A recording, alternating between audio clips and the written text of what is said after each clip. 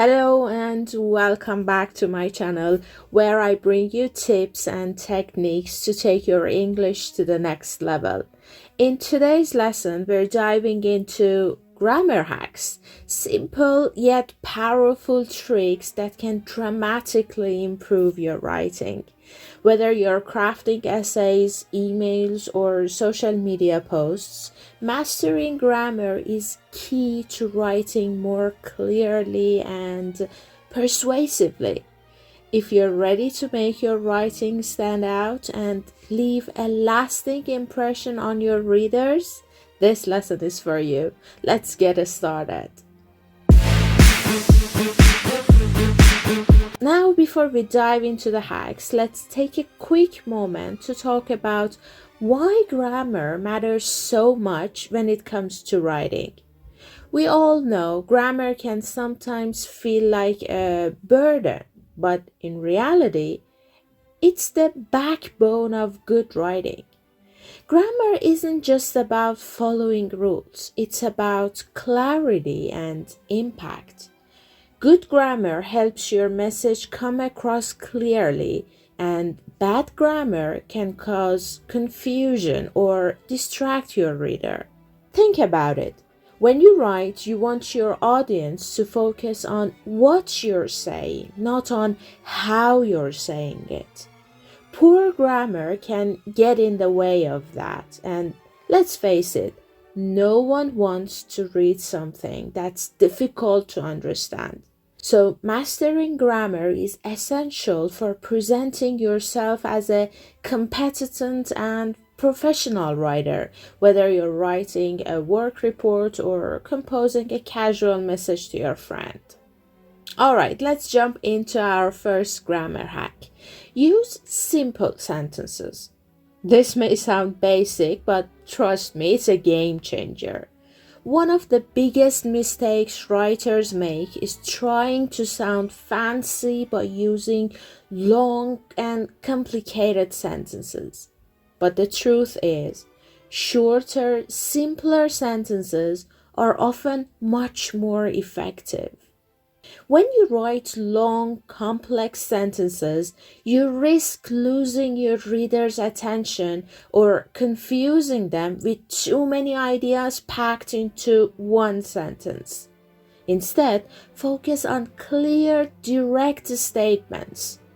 Simple sentences make your writing more digestible and to the point. For example, compare these two sentences.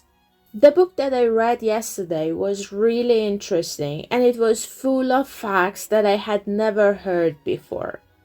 Versus, I read a fantastic book yesterday. It was full of surprising facts. The second version is shorter, simpler, and much easier to understand, right?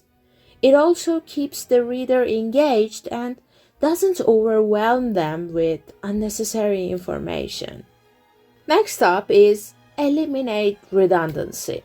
Redundancy means repeating the same information in different words. And believe me, it can make your writing feel bloated and weak. Good writers get to the point and make each word count. For example, take the phrase, "In my opinion, I believe that blah blah." Do you notice the redundancy there? In my opinion and I believe that mean the same thing. So using both is unnecessary. It's much stronger to just say, "I believe blah blah" or "in my opinion blah blah." By removing redundant phrases, you make your writing more concise and powerful.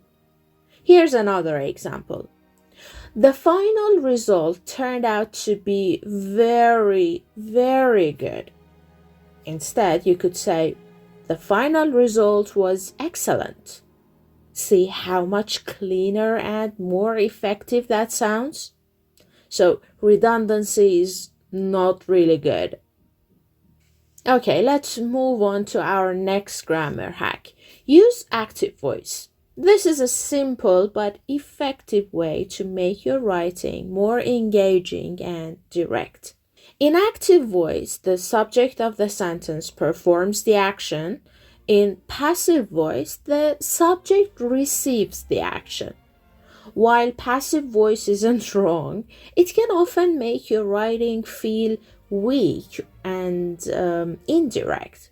Active voice, on the other hand, creates a sense of clarity and energy. For example, the report was written by John, a passive sentence, versus John wrote the report, an active one. In your idea, which one is clearer and more straightforward? The second one, right? Active voice keeps your sentences sharp, energetic, and easy to understand. So, next time you're writing, try to use active voice as much as possible. I've got a hack that will take your writing from good to great. Avoid overusing adjectives and adverbs. It's tempting to throw in a lot of descriptive words, but too many adjectives and adverbs can clutter your sentences and weaken their impact. Instead, focus on strong nouns and verbs that speak for themselves. For example, she quickly ran very fast to catch the bus, versus she sprinted to catch the bus.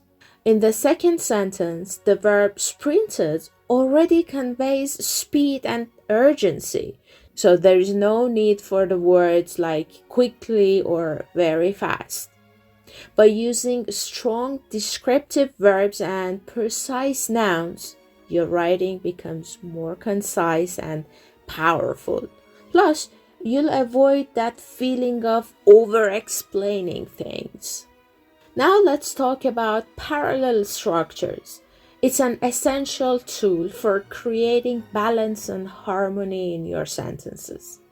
Parallel structure means that parts of a sentence that are similar in meaning should also be similar in form. It helps your writing sound smoother, more organized, and easier to read. Look at these two sentences. She enjoys reading books, to cook dinner, and going on walks, versus she enjoys reading books, cooking dinner, and going on walks. By keeping the structure consistent, in this case using gerunds, verb plus ing, it's more rhythmical and balanced. Parallel structure helps your writing maintain consistency and rhythm, making it easier to read. Next up is punctuation. It may seem like a small thing, but punctuation plays a huge role in how your writing is understood. Proper punctuation helps clarify meaning and guides your reader through the text. For example, let's compare these two sentences. Let's eat, Grandpa, versus let's eat, Grandpa. Notice how just a comma can change the entire meaning of the sentence. The first one is an invitation to eat, while the second one sounds like you're suggesting eating your grandpa. Punctuation marks like commas, periods, and question marks direct the reader's attention, break up ideas, and make your writing more understandable and precise. So be careful about punctuation marks if you don't want to eat your grandpa. And one more hack before we wrap up the lesson. Cut out filler words. These are words that don't add any value to your sentences and only make your writing feel cluttered. Words like really, very, quite, just, actually. These words often serve as fillers. For example, it was really a very good movie. It was really a very good movie versus it was a great movie. In the second version, we've removed the unnecessary fillers and made the sentence more direct and impactful. When writing, Ask yourself if each word is truly necessary. If not, cut it out. So, there you have it, 7 grammar hacks to improve your writing. Whether you're looking to be more concise, impactful, or just more engaging, these simple techniques will help you take your writing to the next level. Remember, good writing doesn't have to be complicated. Listen to this again. Good writing doesn't have to be complicated. To recap, use simple sentences for clarity. Eliminate redundancy to make your writing more concise. Use active voice for energy and directness. Avoid overusing adjectives and adverbs to keep your writing sharp. Use parallel structure for balance. Be mindful of punctuation to avoid confusion. Cut out filler words to make your writing stronger. Try applying these hacks into your next writing project, and you'll be amazed at how much of a difference they can make. Thank you very much for tuning into this lesson. I hope these grammar tips will help you become a more confident and effective writer. If you enjoyed today's lesson, make sure to subscribe to my channel, share this lesson with a friend, and leave a comment. Happy writing, and I'll see you in the next lesson. Bye bye.